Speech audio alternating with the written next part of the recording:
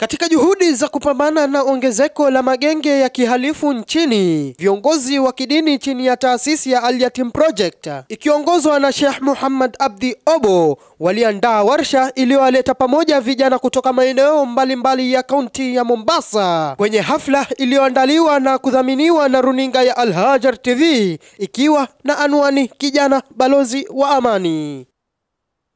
Hatib Muhammad, maneja wa runinga ya Al Hajar TV, aliweka wazi nia na madhumuni ya warsha hiyo, akisisitiza vijana wako tayari kwa mabadiliko ili wajiendeleze kimaisha kupitia miradi tofauti ya kuinua kiuchumi. Tumeona ni initiative ambayo mzuri sisi kama vijana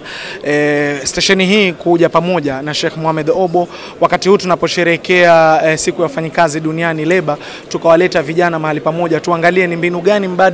tutakazowasaidia katika kuwaempower, katika kuwaondoa pale maskani, kuwapa ajira, kwa sababu tumeangalia donda sugu ambalo tumelizungumza hapa ambao vijana wamelizungumza hapa ni kuwa ni utovu wa ajira, kuwa hawana ajira, ndio ikawapelekea wao kuingia katika magenge haya. Naye Sheikh Muhammad Abdi Obo, mwenyekiti wa muungano wa walimu wa madrasa na maimamu Mombasa, ambaye pia ni mkurugenzi wa Al Yatim Project, aliweka wazi sababu kuu kuandaa warsha hiyo eneo la Mombasa, kaunti ambayo inaongoza kwa magenge ya uhalifu kulingana na utafiti. Ni kuja kuhamasisha vijana wetu wa kiume na wa kike swala zima kuhusiana na amani.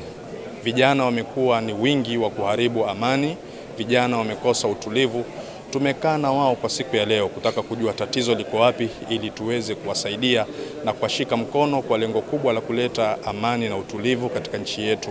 ya Kenya. Kwa upande wake, Chief Kadhi wa Kenya Sheikh Abdul Halim Hussein Athmana alipongeza juhudi zilizochukuliwa kujaribu kutafuta suluhu kwa tatizo la utovu wa usalama katika jamii, likichangiwa pakubwa na ukosefu wa maadili mema ya kidini. Kama viongozi wa dini hasa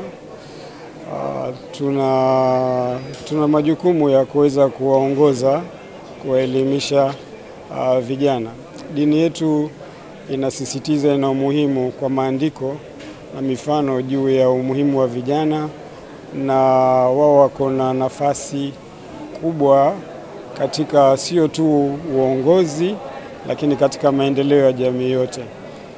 Robinson Kaguru, naibu kamishna wa kaunti ya Mombasa, aliyemwakilisha kamishna Muhammad Nura, alisema wao kama serikali wanaunga mkono juhudi kama hizi zinazofanywa na taasisi, mashirika na jamii kwa ujumla, akisisitiza jambo la usalama ni jukumu la jamii kwa ujumla, wala sio mtu mmoja au taasisi binafsi. Sio jukumu la serikali peke yake, lakini ni jukumu la washikadau wote kushirikiana,